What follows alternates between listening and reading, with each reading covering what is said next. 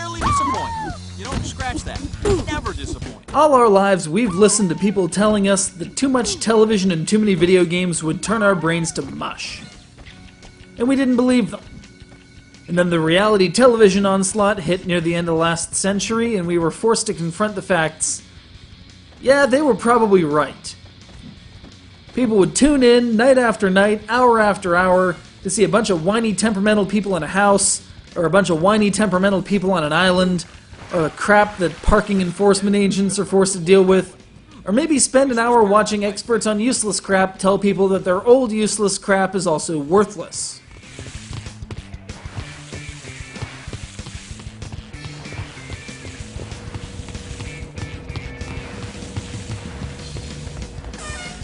And then there are some shows, in the spirit of American Gladiators, where contestants actually have to do things. Absurd things. On the pain of beatdowns, splashdowns, and public ridicule on network television. Wipeout is one of those shows. Talk show soup person John Host Henson and that other guy provide snarky commentary as people who apparently have nothing better to do risk life and limb just to claim a $50,000 payout. So what does it say of me that I actually played this video game adaptation of that waste of time? Not good. Oh, was that in the shin? Our course isn't too juicy, Johnny. Well, apparently then I'm a glutton for punishment. And not just the kind you get from bouncing off huge balls, getting smacked by hammers, falling several stories, taking a sweeper arm to the face, or facing other examples of grievous bodily harm.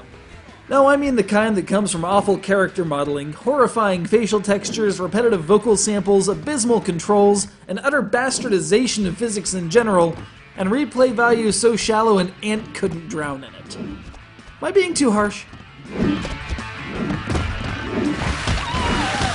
The answer is no. No, I'm not. Your goal is to run to the right and avoid pain. That's really all there is to it. There are 8 quote-unquote episodes, each with a different configuration of obstacles, the latter 4 of which are covered in a thick layer of shaving cream. Because they're winter, even while the entire background is green and lush.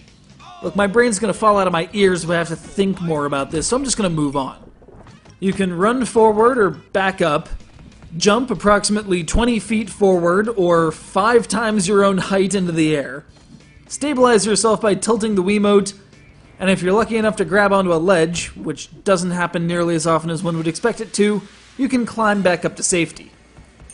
Fail to negotiate a hazard correctly, though, and you'll be subjected to a replay of your failure, complete with one of as many as 3 possible vocal samples. Oh, was that in the shin? Our course isn't too juicy, Johnny. That was nowhere near his shin. You were an imbecile. Anyway. After the qualifier gauntlet, you're subjected to either the sweeper or ski lift, depending on which season you're playing. This consists of jumping and ducking, and then jumping and ducking faster. And that's it. After that, you're stuck with a head-to-head race against another player, which combines the already shaky mechanics with respawn points that occasionally drop you straight out of the sky and directly into a hazard, resulting in another penalty. Just sucks to be you. Finally, the Wipeout Zone. You can tell it's more serious because it's nighttime. As you could guess, it's another obstacle course. 4th verse, same as the first, only now the ordeal is at its blessed end. Complete the course with the fastest time and you get prize money you can't do anything with, unlocks you are going to get anyway, and a return to the title screen. And there you have it.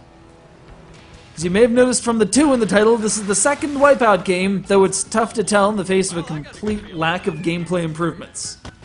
Really, all you've got is more shaving cream all over everything, and fewer balls being thrown at you. If you really want the Wipeout experience, just try out for the show, alright? Put yourself through that nonsense. It can't hurt any worse than this. A lot of bruised egos out there, and one satisfied winner. Thanks for joining us, friends. I'm John Henson saying good night and big balls.